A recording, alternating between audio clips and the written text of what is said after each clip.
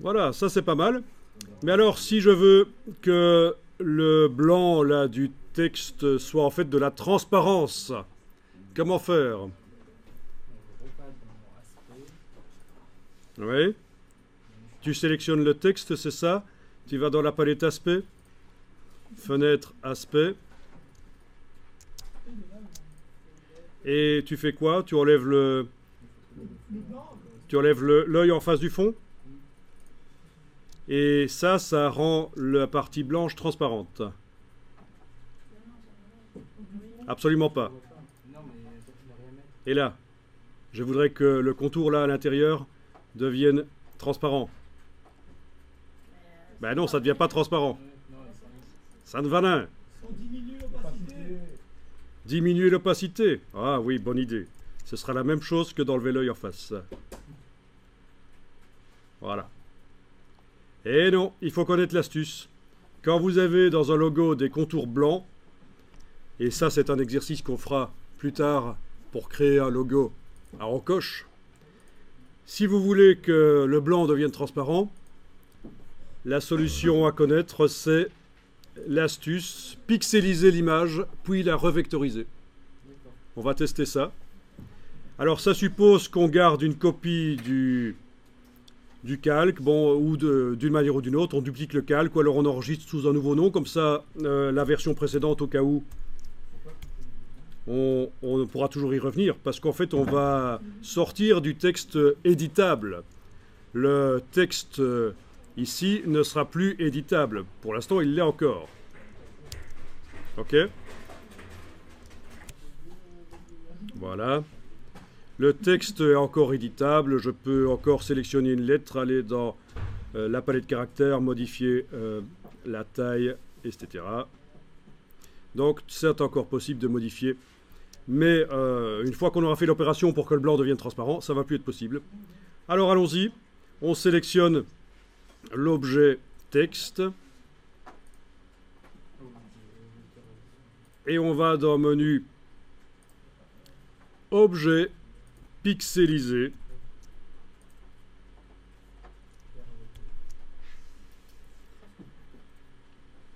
Arrière-plan blanc, ça va, pas de problème. Pas cocher créer un masque d'écrêtage. En fait, la seule chose qu'il faut faire, c'est vérifier qu'on a une résolution élevée. Mais ça a l'air de fonctionner. Je clique sur OK. Et voilà, on a une image à la place du texte. Ceci est une image. Maintenant, on a pixelisé des vecteurs.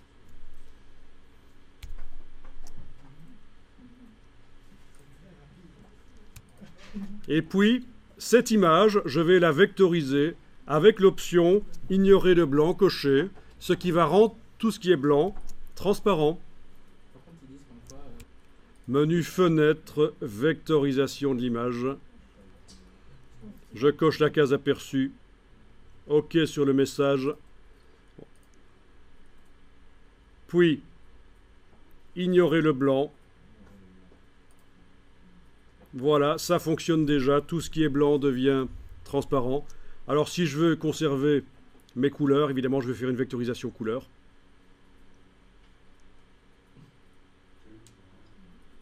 Mode couleur.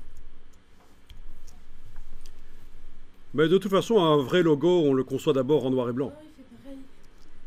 Ah, ça peut prendre du temps. Hein. Voilà. Bien, donc c'est ce que je voulais.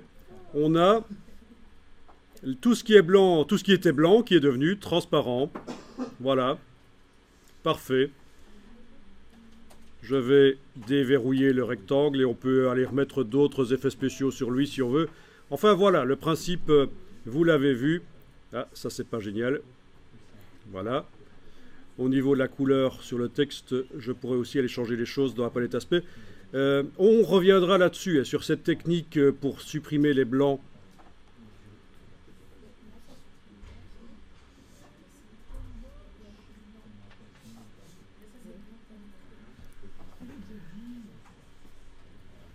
Oui, évidemment, il faut que je décompose si je vais pouvoir modifier les vecteurs.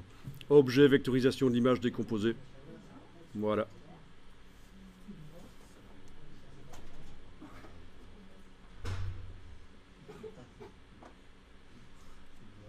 Faites ça. Objet, vectorisation de l'image décomposée. Et vous allez pouvoir modifier la couleur du texte. Ah oui, c'est une vectorisation qu'on décompose et on voit apparaître des vecteurs alors. Affichage tracé, il y a des vecteurs.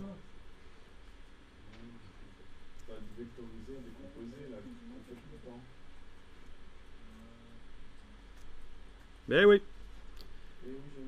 Vous enregistrez l'image sous un certain nom. Et vous allez encore découvrir un truc assez génial dans Illustrator qui va vous faire gagner du temps.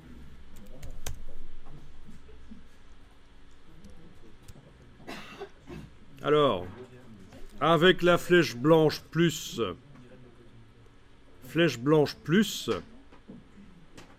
on va aller sélectionner une des lettres rouges. Voilà. Vous voyez que le fond est rouge. Enfin, rouge, chez moi en tout cas. Chez vous, c'est peut-être une autre couleur. En tout cas, vous sélectionnez une, avec la flèche blanche plus, un des éléments dont le fond, ben oui, c'est la couleur de vos lettres.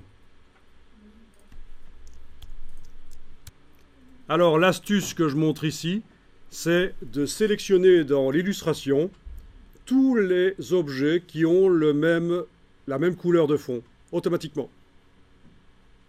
Ben oui, parce que je veux changer la couleur de toutes les lettres rouges. Je ne vais pas commencer à faire clic, majuscule, clic partout. Ça va me prendre 10 minutes, ça va foirer. Je vais demander à Illustrator de me sélectionner tous les objets qui ont la même couleur de fond. Vous connaissez l'astuce? Alors on y va. Sélection, identique, couleur de fond. Sélection, identique, couleur de fond. Et là, tous les fonds qui sont rouges se sélectionnent. Bon, il faudra voir pourquoi chez certains ça n'a pas fonctionné. C'est peut-être Illustrator C6 qui joue des tours, et donc on verra. Si vous avez l'occasion d'essayer dans une version plus récente. En tout cas, voilà, une fois que c'est sélectionné, vous pouvez aller dans la palette aspect et vous pouvez changer la couleur de fond. Ah oui, c'est vrai que chez moi, ça n'a pas tout modifié non plus. C'est pas grave, on va faire en plusieurs fois. Oui, oui, essayez de sélectionner une autre partie de la lettre alors. Hein. Avec la flèche blanche normale. Flèche blanche plus, oui. Sélection identique couleur de fond. Bon, pourquoi est-ce que une partie de la lettre n'avait pas le même rouge? Bizarre. Voilà. Donc pour répondre à ta question qui n'est pas inintéressante, pourquoi est-ce qu'on ne double-clique pas avec la flèche blanche plus? Parce que ça sélectionnerait tout, y compris le bord gris. Et j'ai pas envie de sélectionner le bord gris, et je veux pas changer sa couleur en même temps que les lettres. Voilà. Ok. Donc c'est ça le principe. Hein. On sélectionne avec la flèche blanche plus un des objets de la scène. Comme ça, par exemple, si je m'attaque maintenant au bord gris, on fait sélection identique couleur de fond. Ça ne marche pas. Pourquoi? Ça, c'est bizarre.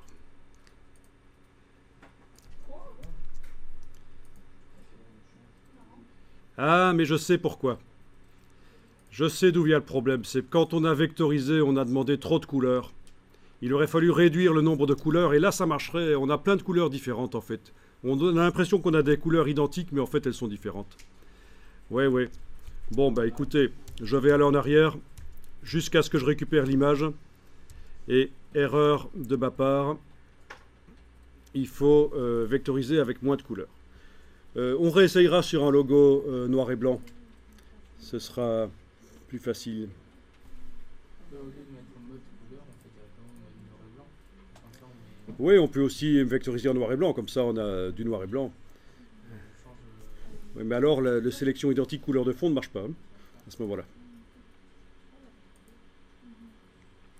Voilà, c'est ça. 30 couleurs, c'est beaucoup trop. Il faut réduire. C'est ça, ça m'a créé des couleurs en trop.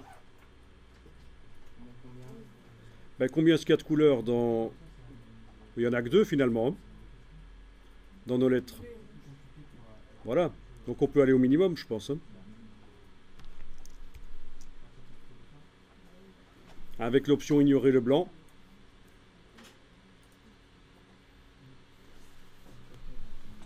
Voilà, tout s'explique en fait, le problème venait de là.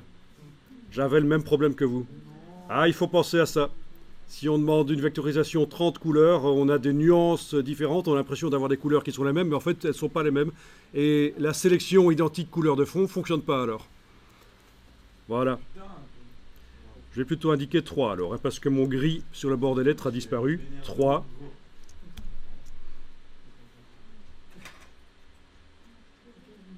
Parce qu'en fait, il y a 3 couleurs dans le logo. Il y a le rouge, le gris et le blanc.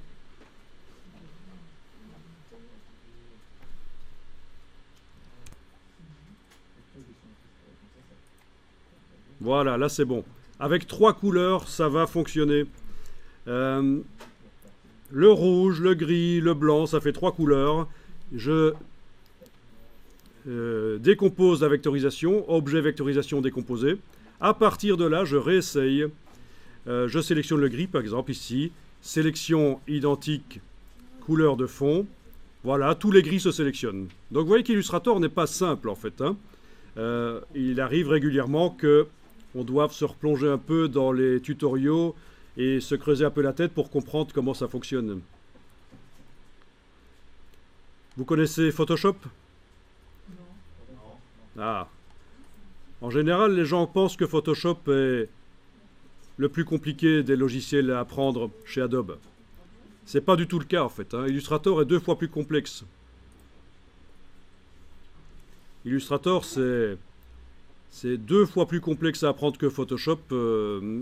Maintenant, il y a beaucoup de gens qui ne le comprennent pas parce qu'ils ne font que survoler les fonctions d'Illustrator. Ils ne connaissent pas bien, en fait, Illustrator. Mais c'est un logiciel qui est quand même très vieux, il a beaucoup évolué.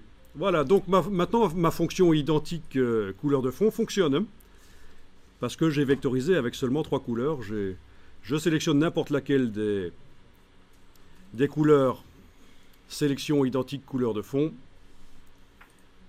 Toutes les couleurs identiques dans l'illustration se sélectionnent et je peux aller changer les choses pour mettre n'importe quoi. Voilà. Voire même aller mettre un dégradé. C'est pas un problème. Quand on parle de couleur de fond, ça peut aussi être un dégradé identique sur chaque objet en fait. Hein. D'accord? Donc dans le bas à gauche du nuancier, je suis allé chercher dégradé et je vais chercher des palettes de dégradés. Voilà.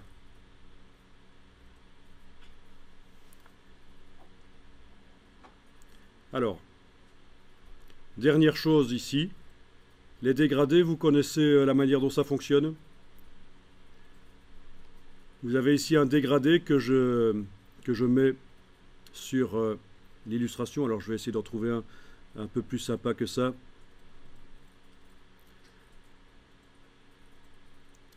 Allez. Voilà. Je vais peut-être un peu voyager dans les bibliothèques. Ok. Le dégradé se met sur chacune des formes. Après, je peux prendre l'outil dégradé et tracer à travers tout. Et là, le dégradé va se mettre à travers le mot. Regardez la différence. Hein. Dès que je lâche le bouton à souris, vous allez voir. Vous avez vu? C'est pas la même chose. Hein. Donc une fois que vous avez mis un dégradé sur plusieurs formes, vous pouvez avec l'outil dégradé retracer. Je remontre. Est-ce que je vais pouvoir remontrer? Non, ça ne marche pas. Là, il faut que j'aille en arrière. Voilà. Ce dégradé, de l'orange à gauche vers le vert à droite, se met sur chaque lettre. Mais si je trace maintenant avec l'outil dégradé, je vais faire en sorte qu'il s'étende sur tout le mot. Voilà.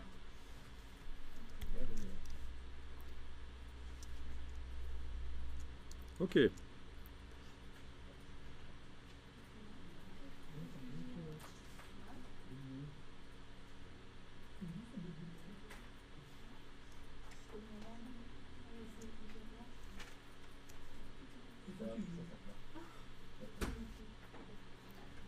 Donc ce sont des petites astuces à connaître dans Illustrator. Il faut vraiment arriver à intégrer l'outil, à le manipuler rapidement parce que c'est là que vous allez pouvoir vous amuser vraiment et être créatif. C'est quand tout le côté technique sera facile pour vous.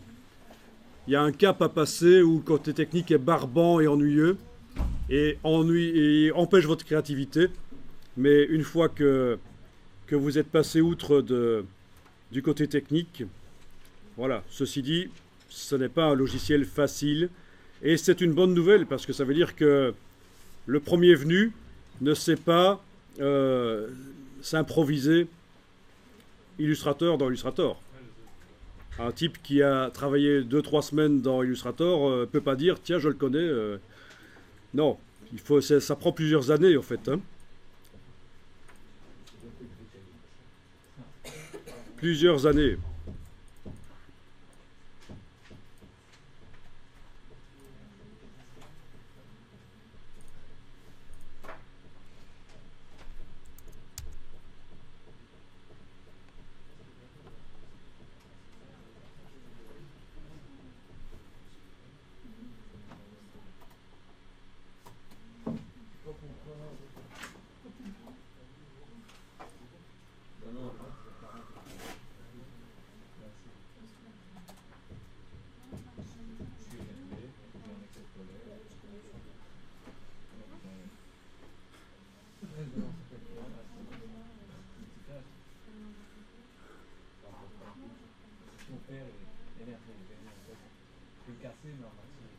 Bon.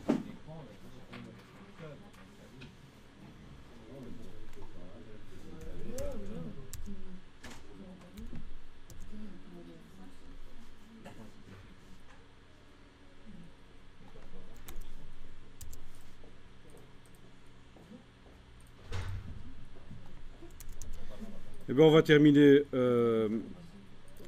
pour aujourd'hui. Je pense que c'était pas mal aujourd'hui. On a quand même bien avancé. Hein. On a vu pas mal de choses.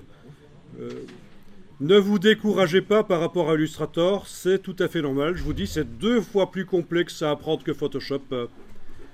Bon. Et InDesign, c'est à peu près 4 fois plus compliqué que Photoshop. Mais non, c'est rassurant. Ça veut dire que si vous étudiez, si vous vous dépatouillez là-dedans comme il faut, vous allez vraiment vous débrouiller mieux que des gens qui ne vont pas assez passer de temps pour étudier.